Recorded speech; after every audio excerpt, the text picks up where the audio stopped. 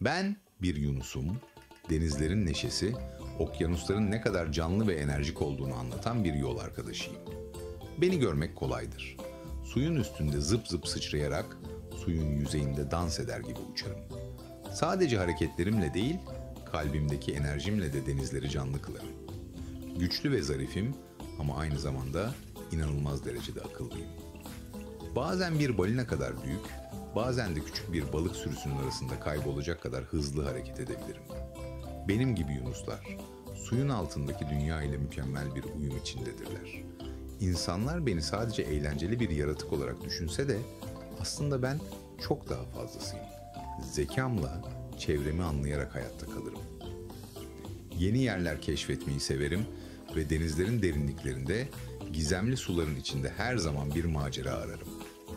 Yunusların neşesiyle ünlü olduğumuzu söylesem de aslında her zaman yalnızca eğlenmekte kalmam. Sürülerimizde birlik içinde hareket ederiz. Birbirimize bağlıyız ve hep birlikte avlanır, savunma yaparız. Bir tehdit gördüğümüzde hep birlikte hareket ederiz çünkü gücümüz birliğimizdedir. Su altındaki zekam ve çevikliğimle avlarımı yakalarım. Bazı zamanlar balık sürülerini bir araya getirip onlara yön vererek arkadaşlarımla birlikte avlanırım.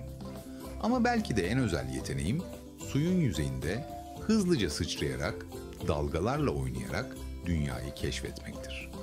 Ben bir yunusum. Suyun üstünde ve altında neşeyi, gücü ve zekayı temsil ederim. En önemli 3 özelliği. 1. Yüksek zeka. Yunuslar, su altında çevrelerini anlama, avlanma stratejileri geliştirme ve karmaşık sosyal ilişkiler kurma konusunda son derece zekidir. 2. Sosyal yapı. Yunuslar sürüler halinde yaşarlar ve birbirlerine bağlıdırlar. Hem avlanırken hem de tehditlere karşı savunma yaparken birlikte hareket ederler. 3.